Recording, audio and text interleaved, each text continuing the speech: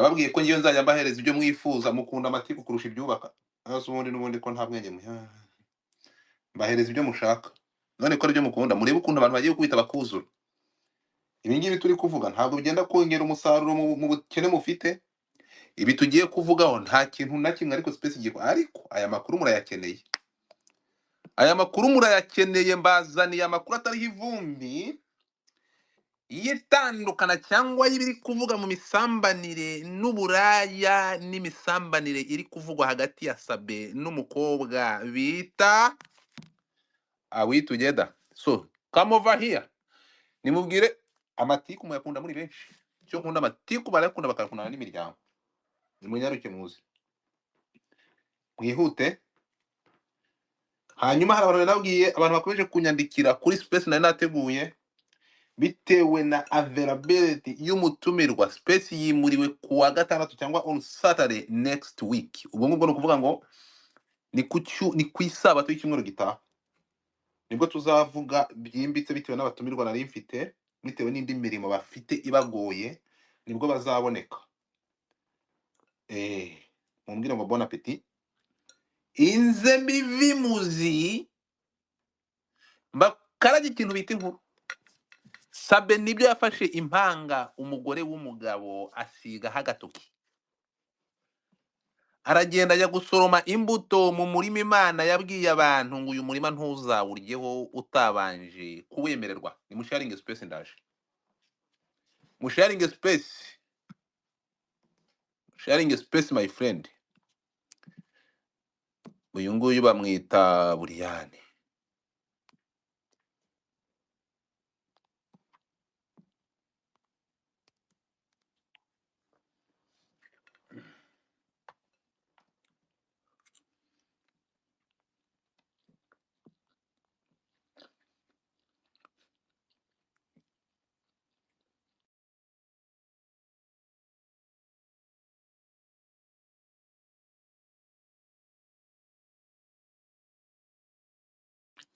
Uzatubwire n'ibya Gaëlle numvisha avuga ikinyamurenge cinshi. Gaëlle shondoroketa. Uyu Gaëlle ni umusikama nta kintu navuga kuri kiriya gihomora. Ni umusikama ariko ubusikama bwa Gaëlle ibyo ababesheje amafaranga muzamenya ubusikama bwa Gaëlle igihe nikigera. Avuga n'ikinyamurenge hari uzumva avuga n'igishinwa. Uriya se ntiyakoze urusengero mu Buhinde. Uriya yageze mu Buhinde my friend asenga Buddha ari umwirabura. Ariko we Gaëlle muramuzi.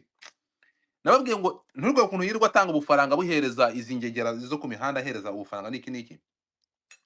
Coach Gaëlle nakubwiye nta kintu ushobora kuvugana n'uriya mugabo nta na kimwe. Uyu ni igihomora ni igisambu yirirwa asambanya utwana tw'udukobwa.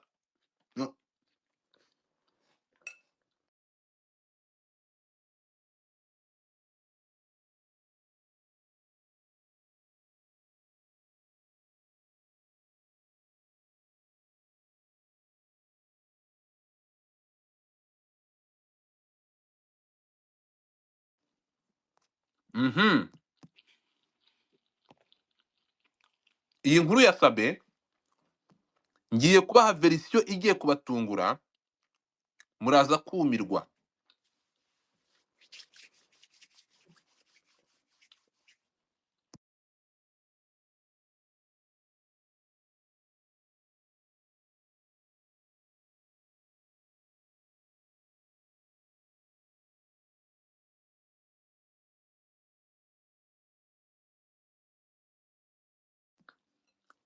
Muraza kumirwa. Ejo nababwiye ko Sabe ari victime. Ngiye kubatotorera imva n'imvano n'umuzi w'ibi bintu.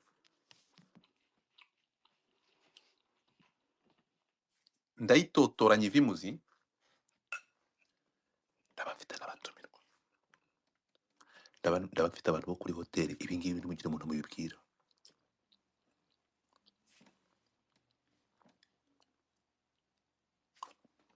Turabaturwa n'abakiriya.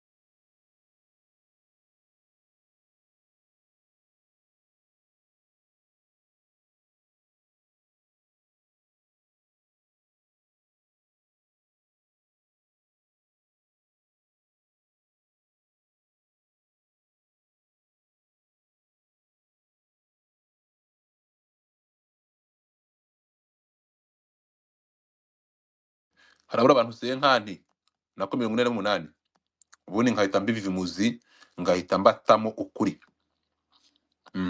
Harabura abantu 50, niba atari 40 harabura abantu 50, 42, ubundi ngahita nyiva imuzi, nkababwira mukumirwa, nkababwira mukaza kumva ukuntu umuntu wubatse izina bashobora kubyuka mu gitondo bakamugira bakarisenya, kandi bakarisenya bakoresheje katapira. Urumva? Mujoyininge mubwire abantu bazi, tugiye gufata urugendo nk'urujya mu mutambagiro imaka.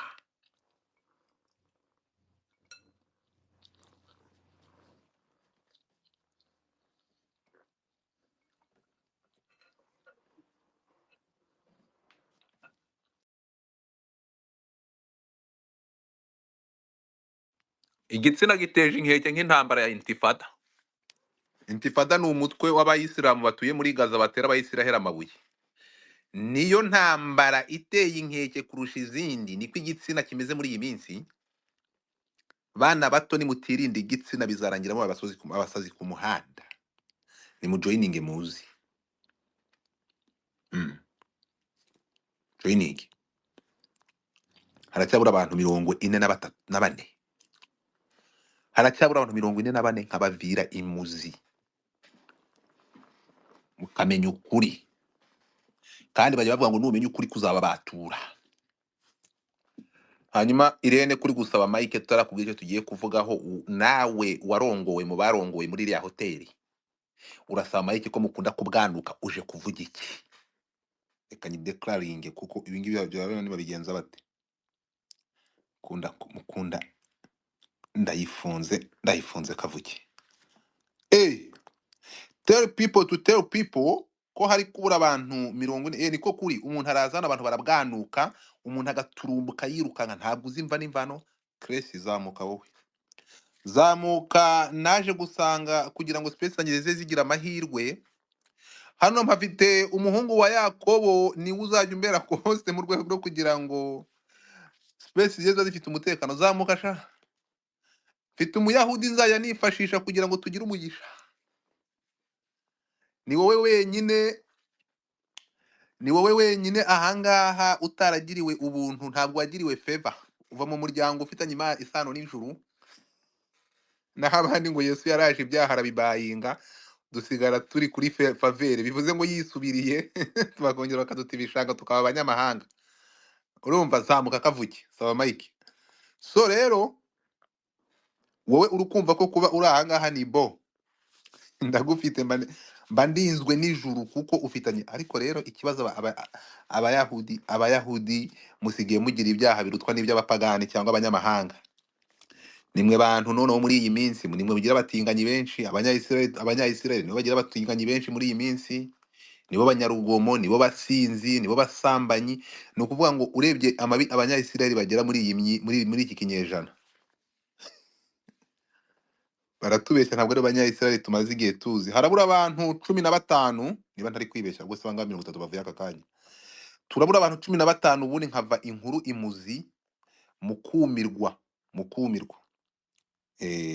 Harabura abantu 13. So Cresi uyu mureba, nzagukorera promotion njye mbwira abantu kuri umuyahudi. Niba uri umuyahudi, niba uri bwa bwoko bundi bwanyu ni ubuhe?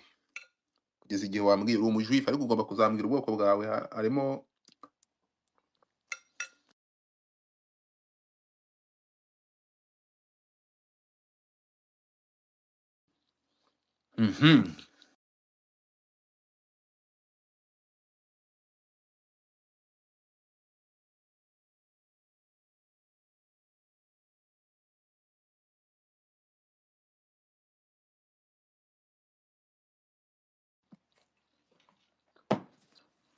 harabura abantu 22, harabura abantu 16,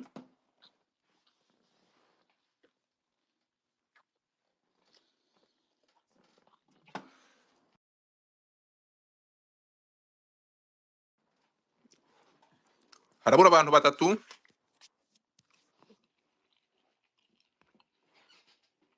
Kandi ubwo turamutse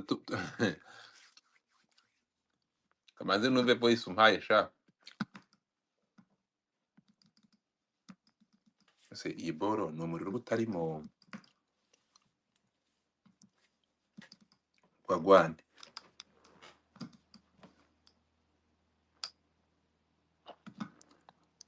Okay, harenzeho abantu batatu kamaze manze nshaka akantu nshyira mu muhogo, ubundi izi nkuru nyiva imuzingo.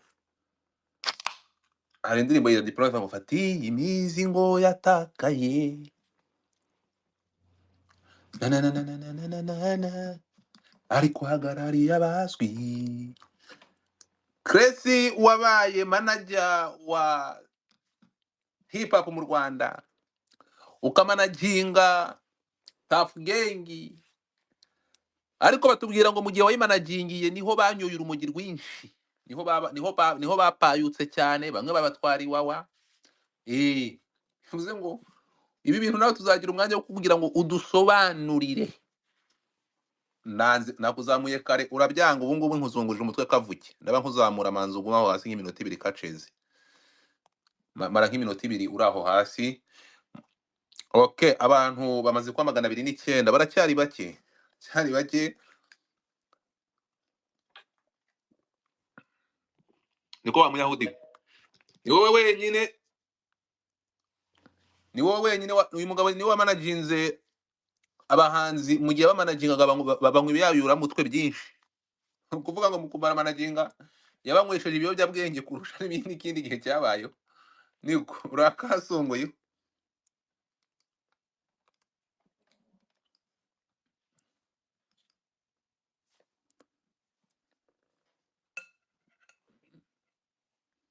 Okay.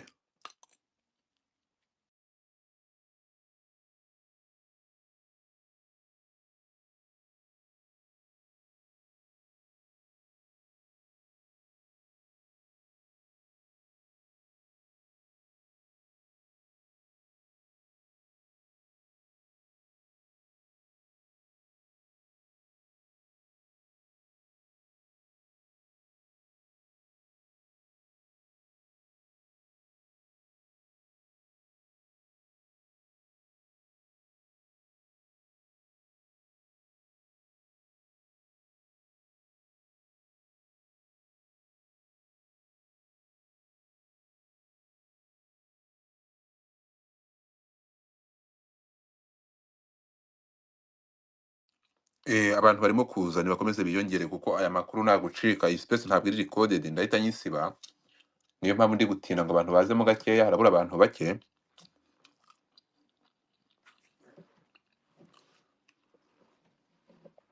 Harabura abantu 30. Uwivumbura tumuka agende, n'ubundi ntawe mba nahamagaye, urumva mba nakoresheje umwanya wanjye na energy yanjye. Muri mwese ntawe ndimo mba ninginga uze cyangwa mugire. Hanyuma abantu bo muri groupe akasamutwe, muri groupe akasamutwe mwakabaye mushyiraho imitima yanyu iri he? Numva niba mwana joininze. Abantu bari muri groupe akasamutwe, imitima yanyu iri he? Mushyireho imitima cyangwa musabe Mike manze ndiba niba munaharisha. Mbonye impamvu iyi boro irimo kuzima, umuriro n'uri kuba washiranye. Okay, abantu muri groupe baba muri groupe ya WhatsApp akasamutwe, aho bibera muri hesha muko wapi?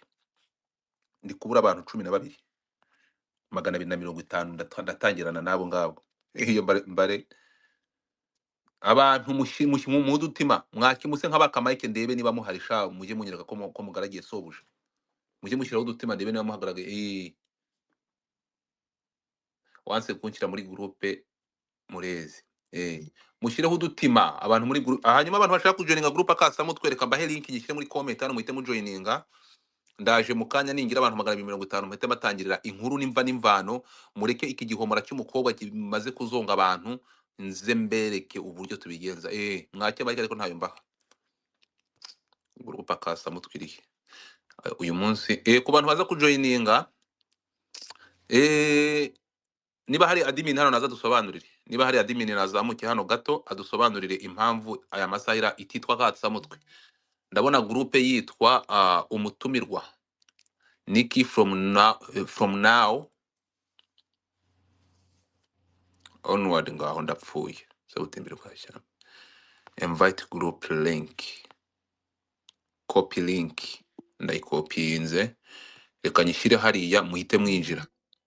Niba uzi ko ushobora kuyinjiramo ukabikiragi utumuke ntusabe kwinjiramo, kanyishyire muri comment hano, muhite mukandaho ngiyo groupe nyishyize muri comment hano, muyikandeho muhite mwinjira muze muba bamwe muri twe. Harabura abantu bane kugira ngo mpite ntagira icyatuzanye. Niba hari umuntu uri muri groupe naze yihute.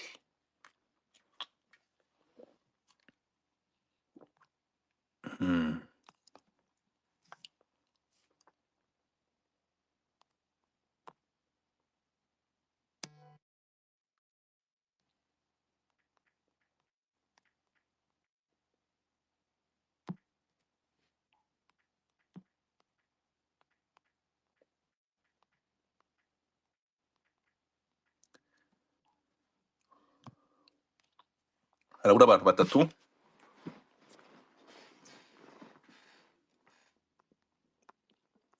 Harabura abantu batatu.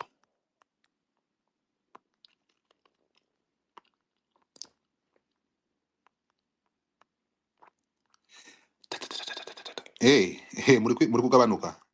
Harabura abantu babiri.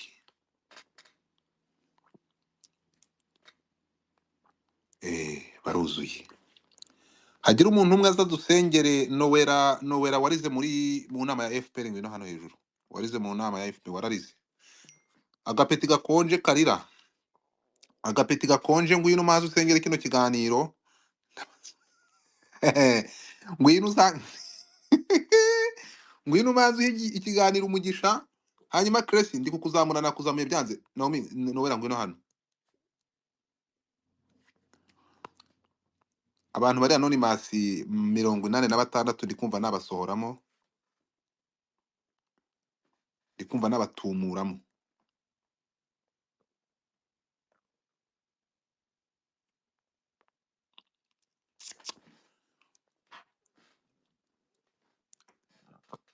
Abantu bari muri anonymous ni buryo ki umuntu ashobora kubatumura bakava muri space bakatumuka bakavamo.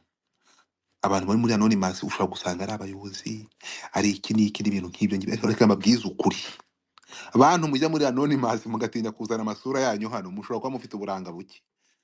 Urumva? So okay, harabura abantu 40 tukagira 300 tugatangira. Ngamba ngomba kubatwara gutya. Ubangamiye nuko mbayoboye natumuka ceho. Reka nayikira kantu munda. Mbizi ko mu nkunda nk'ibyo kurya byo kuri bonane cyangwa nk'ibyo kuri nk'ifutari y'abayisilamu nta hantu mwajya. Mama nakwinyura ukansa kuko nk'aya makuru bagiye kubaha n'ahandi mwayakura.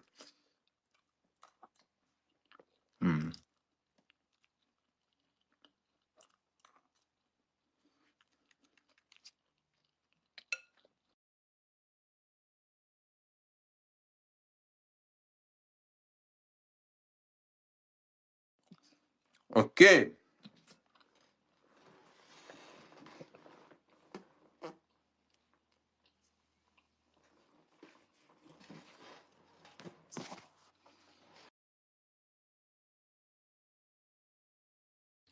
Ubu natangira udahari ntabwo igiti kimugwira.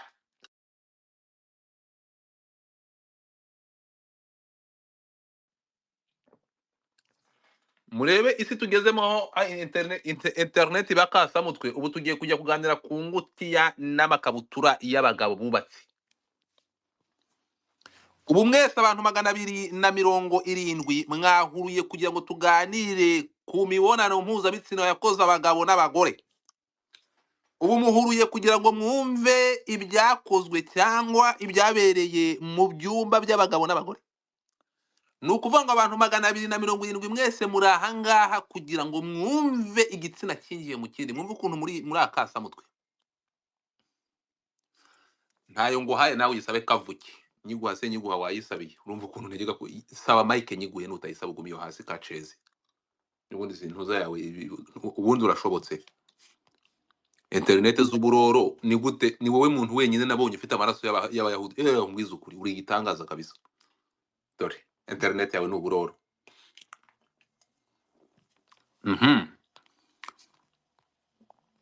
Harabura abantu 17. Buriya guhaguruka kasamutwe. Ariko sha ni gute internet yawe uyigura ku karobo? Niko muzungu. Niko muzungu we. Yes. Godifa ninde ugura kwirose. Internet yawe kuzamuka nikona n'ingwa ko hose sirahaguma. Oya reka nawe ujya gura kwiro. Ngaho manzu usengere iki kiganiro tugiye gukora nk'umuntu ufitanye isano n'abayahudi, nako nk'umuyahudi Ntabwo ufitanye isano nasenga. Uze nasenga gute? Senga uvuga ati Imana uhe ikiganiro, hamagara Imana y'iwanyu muri Israel sha. Dore twebwe dusenga iy'i Rwanda. Imana ze gutubana nayo. Ebana wa mupapa ariko ugaragiye y'u Rwanda ngo byagize gutya irashya n'abazimu ntibatabara. Iyo ni iyihe? Uze rutanga rw'amaboko ntuzi ko ingoro yahiye.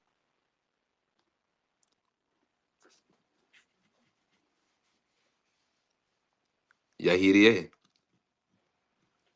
Godifaze ko watinze kubimenya. Rutanga rw'amaboko ingoro ye yahiye hahana ajya yigishiriza abantu guterekera no kugira gute n'abazimu n'ibiki n'ijambo nyine ngo abazimu bacu byose birashya. Mbega ubu ngubu imandwa nkuru y'u Rwanda iraye mu gahinda.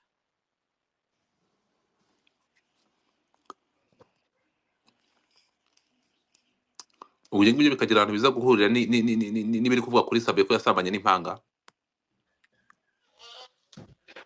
Ibyo byasabe byo nakasamutwe sibye ko yubatse abantu mo ubwoba, ariko hanze ya mikoro mu basanzwe barabiganira ku bwinshi.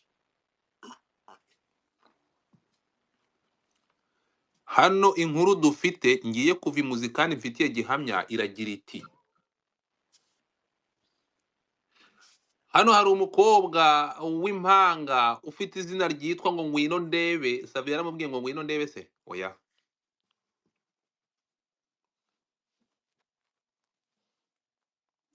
Iyi nkuru ndashaka mutega amatwi muse nk'abari kumva ijambo ry'Uwiteka, mwige muzamenya.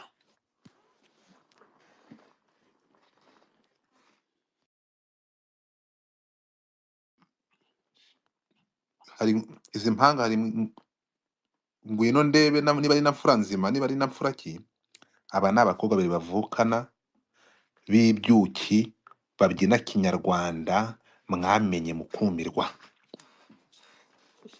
Reka maze nkata imodoka nyisubize inyuma gato muri marisha na Eliere nyitware nyigeze muri 2018. Turahasanga umugabo muremure wirabura bitari bari Rusagara. Uyu mugabo yagize atya ahura n'Impanga arakunda biramurenga, ariko njye natekereje ko hari ukuntu yakunze uwo umutima wamukururiye bagahita bamuhindurira agatwara uwo atari yakunze, kuko bose basa n'abafrejimo. Ndashaka mutega amatwi kuri iki kiganiro biteye agahinda ku rundi ruhande, ariko ku rundi ruhande biraza kubaho ukuri kuba bature. Murabizi ko ntazi kurya iminwa. Murabuzi ko space aya masaha imaze kurebwa hafi n'ibihumbi 20 na natemeyeho Sabe itaka bitewe n'amakuru twari dufite, ariko murabizi ngewe ngo dufata ko njyana n'ukuri nkajyana n'ibyo mbona na reality. So the thing is, cyangwa ukuri kwifashe gute? Ngwino Ndebe yakoze ubukwe mu 2018, nibwo yarongoranye n'uyu mugabo cyangwa nibwo bashakanye, barabana. Ariko nyuma yuko tuya muri ubu bukwe bitewe n'aya makimbirane yabaye akasamutwe, byatumye nsubira inyuma gato ya kumenya background check. Of course nka Godfather, papa wa buri wese muri batisimu, nagombaga kumenya abana nabyaye muri batisimu ni gatiki. Uyu mugabo mbere yuko akora ubukwe n'uyu mukobwa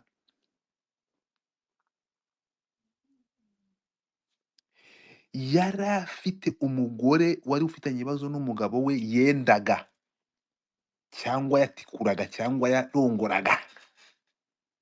Muntege amatwi, uwo mugore ntabwo ndi buze kuvuga personality ye, nta nubwo namuzana, ndavuga ko arukomeze aramuzi. Iki kiganiro uyu mugabo nacyumva uraza kubimenya neza uwo ndi kuvuga. Umudamu w'inzobe ufite amannyo, ufite amabuno, uramuzi, sindibuvuge naho ari, gusaba mu ntara, ntabwo aba mu mujyi wa Kigali. Ndatekereza uyu mugabo ari kumwumva neza.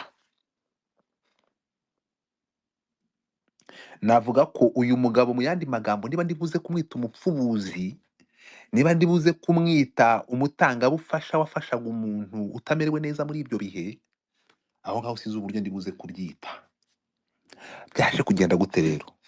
Umusore yabonye igihe kigeze agomba kurongora, ararongora.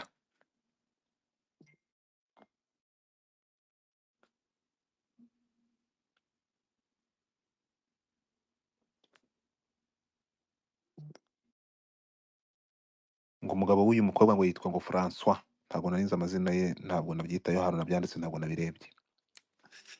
Noneho uyu mugabo akimara gushakana n'uyu mukobwa w'impanga, ntabwo turi buze kwinjira mu by'urugo, twaba tugiye kuba nk'abandi bataka Meddy, ariko uyu mugabo ntabwo yigeze amworohera.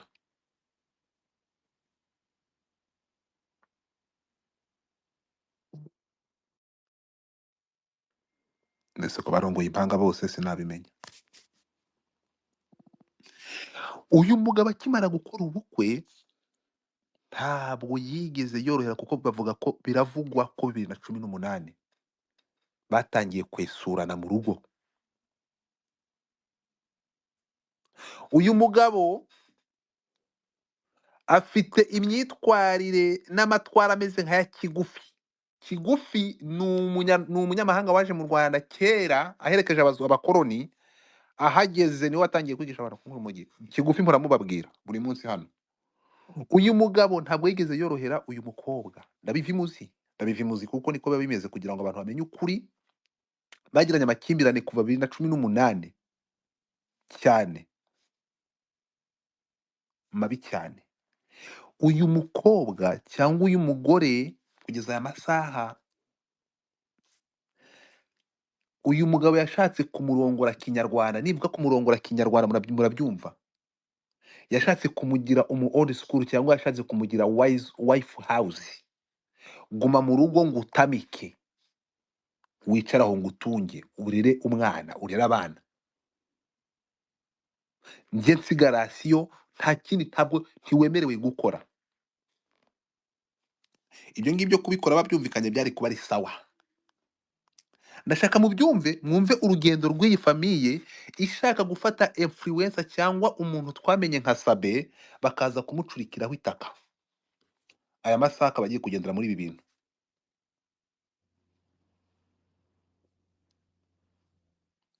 Amakuru ko nayakuruyera. Uyu mugabo kuva 2018 bagiranye amakimbirane n'uyu mugore we, amukorera itoteza ritagaragara. Ntabwo ngibi ndi kuvuga ko ngiye mvugira abagore, oya. Murabuzi ko uyu mugore nari kumwesura bitewe n'amakuru twari dufite, ariko buriya iyo uteye ibuye mu gihuru, amakuru yose agira gutya akazana kandi na sinyatiri. Uyu mugore kuva icyo gihe uyu mugabo ntiyigeze amworohera. Yakoraga ibyo, ariko iyo agenda agasubira kuri wa mugore nababwiye, umwe uwo mu ntara, wari warasubiranye n'umugabo we, ariko uyu mutipe yaragenda akajya gusigaho agatoki style. Byaje kurangira gute rero? Babaye muri za rwaserera byo mu rugo. Njye ntabwo ndi umugabo, nta n'urugo nubatse, simbizi ukuntu bigenda. Bakomeje kwesurana gutyo.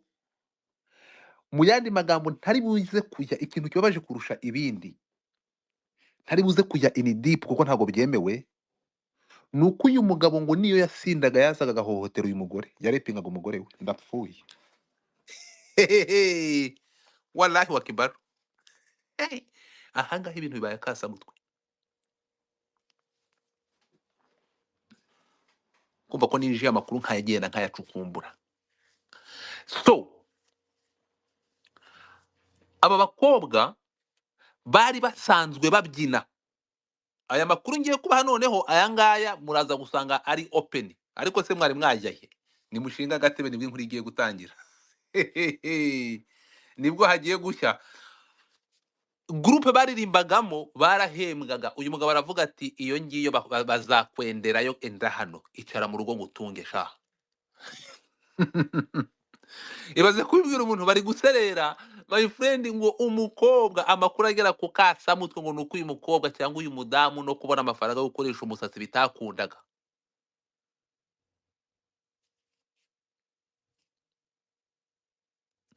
Haje kuza umuntu wo muri famiye wabakundaga nk'impanga, kuko nk'umufamiliye wabakundaga nk'impanga, aravuga ubu ni iki mushobora gukora mugakora gishobora kubahereza income. Aba bantu nibwo bakoze YouTube channel, ariko mbere yuko bakora YouTube channel excuse me, bakoze YouTube channel, uyu mugabo amaze kumwirukana, amaze kumubwira ko atagomba kuguma muri iyo groupe bari babyinagamo bya Kinyarwanda, babyinaga ibintu bya Kinyarwanda, baraserera, uyu mutipe abonye amaze kumuvana muri groupe bitagikunze, abangaba nibwo bakoze YouTube channel. YouTube channel bakimara kuyikora, iriya mwabonye rero tugiye kugera ku nkuru nyamukuru. Mwumve yaramutegeka amubwira ibyo akora, ashaka nuvuga ngo ikibazo cyabaye hagati y'uyu mugabo nuko yashaka gutunga uyu mwana w'umukobwa Kinyarwanda. Nivuga Kinyarwanda, yashaka kumutunga old school. Ndi umugabo ngere mu rugo, wowe akazi kawe ni ukumesa, ni ugusasa, ni ukugarama, nta kindi. Aba bakobwa nk'umuntu wari ufitemo iyo mpano bakoze iriya YouTube channel. Umugabo we ntabwo yigeze abiha agaciro, nta nubwo yamugurukanye cyane. My friend, hari abantu baba bifitemo icyo nakwita ya ndwara njya mbabwira bita ya kururu ya dishidizoda. Uyu mutipe ngo yaje kubona uyu mukobwa cyangwa umudamu we atangiye kwinjiza amafaranga, ati ho niko urasa gutya batakutikura batakurongora, ibi ngibi ukusa uko nguko uraseka, dore inzobe yabaye inzobe, watamuye ikibuno cyongeye kiragaruka, izi si beduze umugabo arasara, aramubwira ati ugomba kureka ibyo bya YouTube cyane ukaza hano. Hari byinshi ndi gusimbuka, buriya ukuntu umuntu ajya hari ukuntu ufata amakuru, ariko buriya bavuga ngo hari ibivugwa n'ibitavugwa. Ndashaka kugira ngo mbahereze image y'ibi bintu.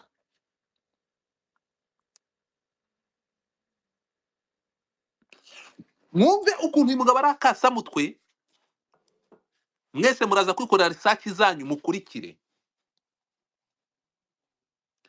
Uyu mugabo barubatse, bubaka credit inzu, bari hafi kuyiteza muri cyamunara. Izo ni depression zakuru uyu mugabo, amadeni afite ngo ni akasamutwe, so byaramugoye kugira ngo abifatanye.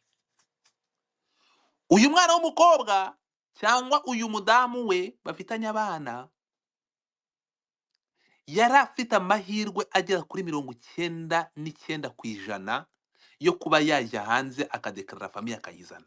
Byari kugenda gute? Mama w'aba bakobwa, umubyeyi w'aba bakobwa b'impanga aba hanze, so urumva kudekarara abana be cyangwa kudekarara umukobwa we cyangwa kumufasha kujya hanze byari bimworoheye. Uyu mugabo arabyanga, aravuga ati uragenda ujya he, guma aha. But guess what, ibyo we yamwangiye kujyayo, uyu mugabo amaze guferinga inshuro ebyiri bamwima visa. Aravuga ati visa nanjye narazibuze, nawe uraguma aha ntaho ujya. Turi kujyanirana, muri kunyumva?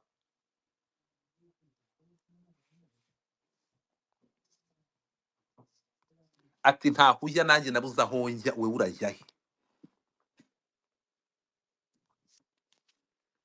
Rwaserera zibaho, rwaserera zibaho, rwaserera ziba rwaserera.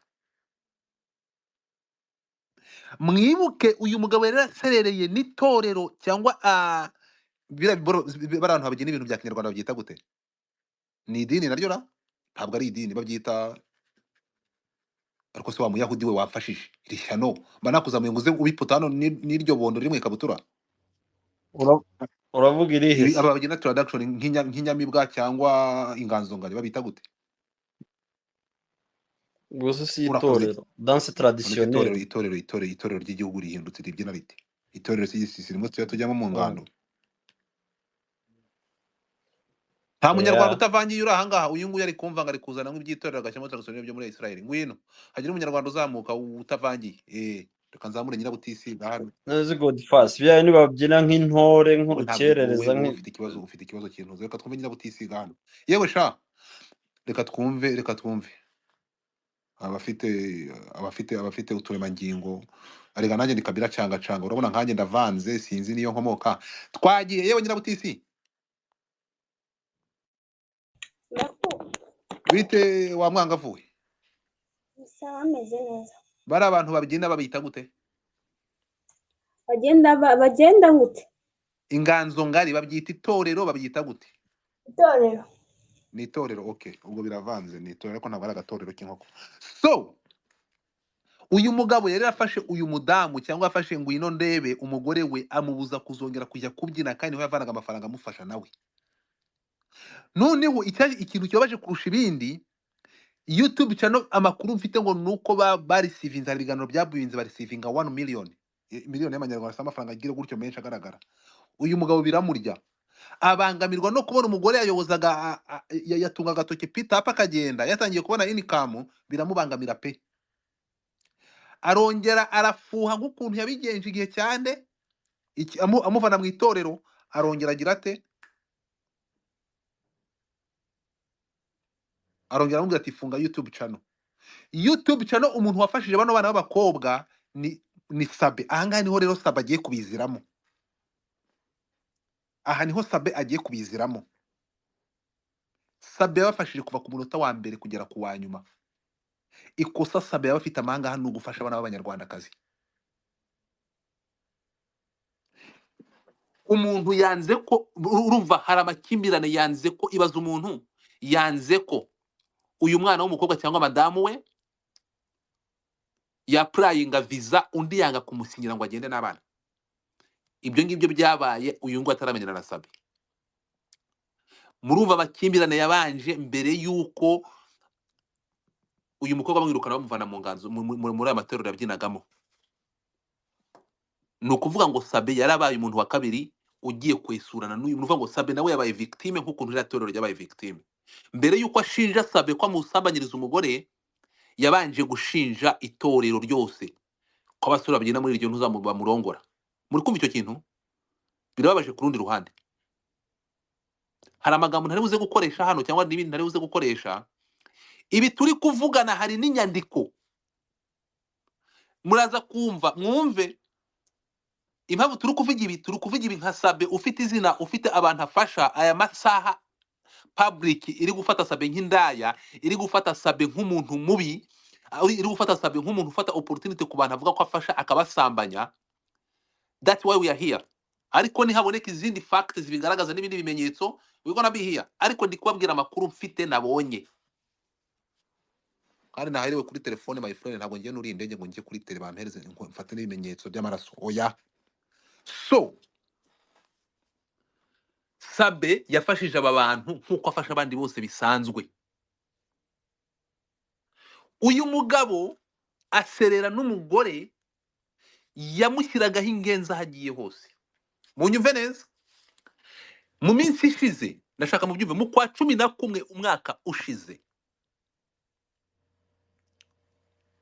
mu kwa 11 umwaka ushize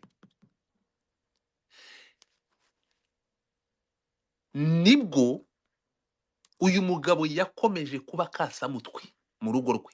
Mubyibuke umugore we ibyo byose abimukorera azi ko umugabo we arongora undi mugore kandi wasubiranye n'umugabo we. Uwo mugore ndamufite hano, mfite amafoto ye, mfite amazina ye, mfite ahatuye, ntabwo atuye mu mujyi wa Kigali, atuye ibyo byose ndabifite. Uyu mugabo ariko se hari ibyo ndibuze kuvuga bikaba bigiye kwinjiramo imbere ndi kubyirinda ndi gushaka kubura muri bisinza muri kumva muzi ko najya mvuga gutya ariko kugira ngo amagambo nyakatekate murabizi ngiye ko mucaba nshaka kuvuga ibintu nk'uko biri byose niyo mpamvu kuko ndi gushaka kugerura turi kuvuga ku rugo rw'umuntu abantu baravuga ngo abaciye ntihacu urwanga ngo bazongera bahure bendane my friend aba bazongera bahure barongorane niyo mpamvu kubivuga ngomba kubica hejuru ni umugore n'umugabo turi kuvuga kandi baravuga ngo ushaka abanzi babiri avuga ku mugore n'umugabo aba bazasubirana niyo mpamvu kubivugaho ahangaha turi kuvuga ibi bintu kuko aba bantu bagiye imbere ya kamera ikindi cya kabiri hari Sabe ufitiye umuryango nyarwanda wose muri rusange akamaro Sabe yafashije abantu benshi batandukanye aya masaha gufata izina rya Sabe ukagenda ukarigira irinyendaya ukamugira umuntu urongora aho ageze hose ntituza kubikwemerera turaza kuvuga reality uyu mugabo mu mwaka ushize mu kwezi kwa 11 ndashaka mu byumve mwumva ahantu ruzingiye mu kwezi kwa 11 uyu mugabo umudamu yaramubwiye wumva umudamu nawe yageze aho arakarabara cya abonye udufaranga avuye kwitotezo rimwe duhora tuvuga abagabo batoteza abagore bamaze kuba babafata bakabagira ibikoresho byo mu rugo duhora twamagana abantu bagomba kumenya ko turi 2024 ntabwo tukiri muri 80 aho wumva ko umugore uramwicaza hariya umubwire ngo ko ntabwo ari umukozi wo mu rugo uyu mugabo yageze nabwira umugore avuga ati wowe ikintu agaciro ufite nuko wabyaye kandi urebye nta rutandukanye n'abakozi badukorera yakoresha amagambo akakaye ariko ayo ngayo kuyavuga byabigiye kubujarwa ntabwo ari byo biduhurije ahangaha twaba tugiye kujya in deep mu bintu bitatureba byo mu muryango ndi kuvuga ibyo hejuru kugira ngo tuze kureba impamvu y'ibi bintu ku bantu bashobora gukurura investigation cyangwa amakuru itorero uyu mwana w'umukobwa yabyinagamo umugabo yaravuze ati umukuveyo aramuzana so twihute bibiri ejo bundi birero mu kwa 7 I mean mu kwa 11 ngo sinzi ahantu yagombaga kujya kubyina n'impanga ye ntabwo yagendaga wenyine remember ibintu bya YouTube byari bitangiye kubinjiriza umuntu wabibafashagamo ninde ni Sabe urukunyumva abwira umugabo we ati uyu mugore afite tugomba kujya mu kirore ahantu kubyina tuhafite ikiraka turajya kubyina babyina maraba ibingibi bya transaction babyita gute uzazurebe ibintu nk'ibi ngibi niki cyangwa zirazakayirebwa noneho uyu nguyu ngo uyu mudamu avugana na Sabe ngo bagombaga sinzi ibintu nyine bagomba kubya akazi kabo Sabe amubwira ahantu yarari gukorera ikiganiro yaramaze gukorera akazi hano Sabe yarari gukorera muzi ko abantu bakora ama YouTube akenshi bajya gushutingira ahantu heza ku mahoteli usanga naho bamamariza amahoteli amwe namwe niyo bajya gushutingira ibiganiro ndashaka mu byumve neza bahageze noneho umukobwa aravuga ati mbere yuko njya mu kubyina let me pass kanze noneho tuvugane uyu mugabo ikintu yakoze yari afite deal ngo yarari gukina ya visa ntagomba ya visa yashakaga impamvu ahita agenda yashaka urwiyenzo kuri uyu mudamu we icyabayeho umugabo aramubwira ati sawa genda sheri turahurira mu rugo sava umudamu akimara kurira moto umugabo afite uyu mugabo aratwara uyu mugabo aratwara nubwo afite ibibazo nubwo afite amabi nka nyina wa bizuru aratwara urumva umugabo ahita afunga imiryango y'imodoka afata moto aramukurikira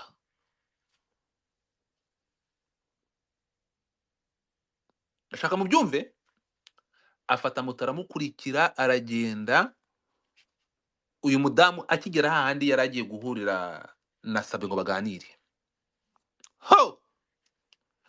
umugabo araje ntiyigeze aca Sabe ijisho ntiyamubonye undi ahita azaravuga ati wandaye we singufashe ahangaha niho uje kubyinira ndagufashe bambwiye ko Sabe ari hano Sabe ari he ndagufashe mwari muje kuryamana murangije kurya ibintu muri ngo mugiye kubirya ndagufashe ari kunshi inyuma ibyo kubyina bibe birapfuye ubwo babafashe ya mbere bajya mu rugo bageze mu rugo ba mudugudu baraza umugabo ati unatoka hapo naenda umudamu kuva mu rugo my friend umugabo amwirukana mu rugo afata ibyangombwa mbere yo kugenda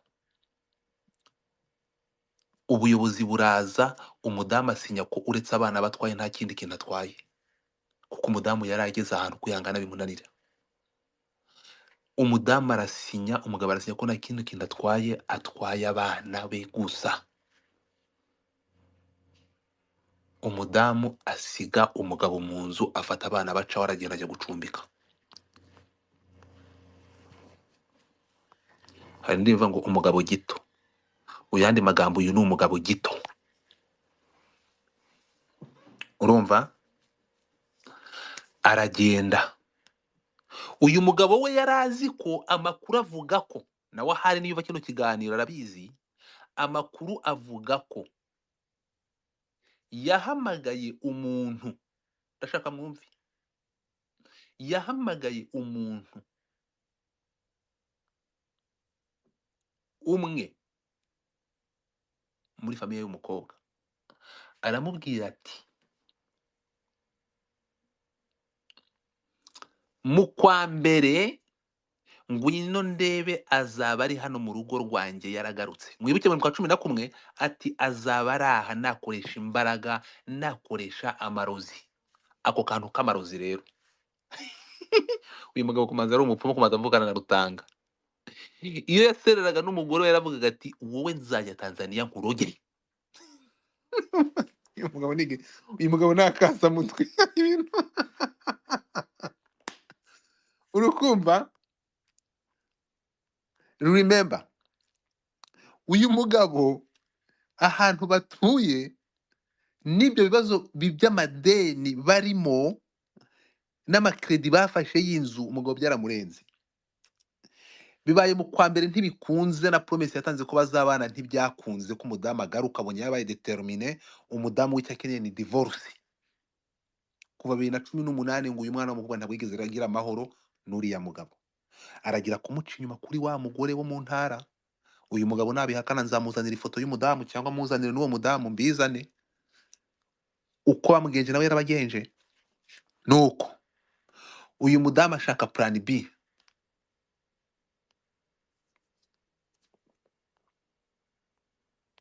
Ariko se iyo nzu y'uwo Rutanga yahiriyemo Rutanga yubaka indi. Abwire imandwa n'abazimu bamwubakira indi. Rutanga si wa murozi umwe w'umupfumu? Erega ntabyo ntabwo ari ubuvuzi gakondo. erega ntabyo kuzimu byiza yuzuye bayahiriyemo. Si Rutanga yahiye. Aze erega imbaraga z'ikuzimu ntizikora, ubwo nawe umuntu araza kuvuga ngo ni umupfumu, erega ngende umwemera Mana. None Kabutindi yahiye, ntabwo yarafite assurance se yubaka indi, ntajya avana amafaranga mu babeshya ngo aravura, azubaka indi.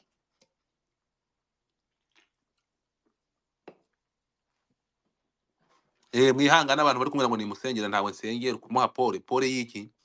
Naze tumukorere GoFundMe, ntabwo yemera iby'abantu, ntabwo yemera ibinyabazungu. Yaba yemera ibinyabazungu twari kumugorera GoFundMe, ntabwo abyemera. Nabwira imandwa zimwubakira indi. Ngayo nguko dukomeze mu ibya Rutanga rw'amaboko nakagenze kumwe. So ibyo birangiye, umugabo bibaye mu kwa kabiri abonye umudamu ari procedure zigeretse. Ibindi kubabwira nuko amakuru mfite atariho ivumbi, ariko adafite gihamya kuko ntabwo izo mpapuro nazibonye. Hari urupapuro rwasinye n'umuryango, hakaba urupapuro rwasinywe n'ubuyobozi, hari abatuye muri quartier. Uyu mugabo gito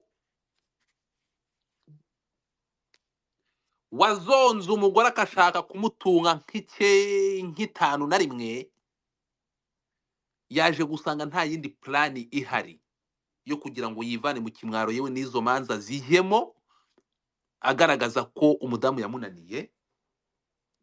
Mwibuke mu kwa 11 yahamagaye umuntu aramubwira ati njyewe mu kwa mbere azaza nakoresha imbaraga ntazikoresha, nina ntazikoresha nzamuroga, ariko azagaruka azaba ari hano iwanjye. Turi mu kwa 10, turi mu kwa kabiri. Mwumva uko ibintu bikurikirana. Ukwa mbere araferinze, mu kwa kabiri azana plan B yo gushyiraho ikinyoma ko yafashe cyangwa uriya mugabo yaryamanye na Sabe, ko Sabe yamurongoreraga umugore. ariko uyu mugore yaba aryoshye, umuntu warongowe n'itorero yabyinagamo akaba arongowe na Sabe bahuye, ni ukuvuga ngo mu maso y'uriya mugabo, umugabo wese uhuye n'umugore we aramurongora. Ibintu nibivuga muhite mubikurura mu byumve. So nyuma yo kurongorwa n'itorero rizima ahuye na Sabe nawe aramurongoye. Birababaje ku rundi ruhande.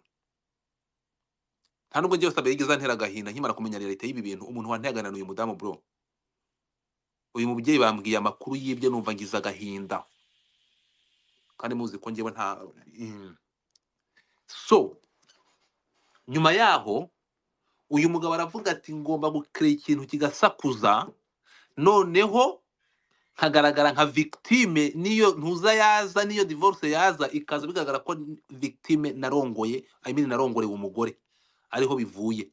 Niko gufata ibintu uyu mugabo bizana mu itangazamakuru. Muri kubyumva? Abizana mu itangazamakuru, afata umuzindaro w'umugore nawe ufite ibibazo bitamworoheye, aramuzana ati fata iya mbere ngwino uvuge ibi. Ikintu ntazi yamwishyuye cyangwa yamukoresheje gusa. uravuga Clara se? Clara yishyuwe n'uyu mugabo, umuntu ubiri inyuma 100% n'uyu mugabo wuriya mugore watumye Clara gukora biriya ari gukora.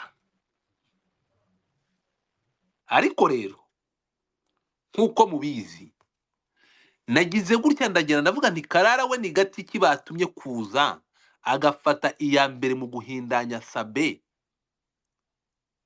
Clara ni muntu ki? Nagize ngo ni umunyamakuru, nsanga urabona ko ni nk'abandi mbati, ni nk'aba Dr.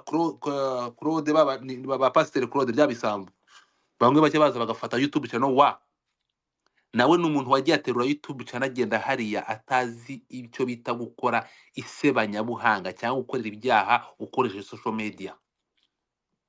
Kuva ku munsi wa mbere amagambo uriya mudamu yakoresheje n'ibinyoma, yabikoze yataka ikigo gifite ibyangombwa Isimbi n'ubuyobozi bwabyo, aragenda arabihindanya, abikora atazi ko ari gukora ibigize icyaha.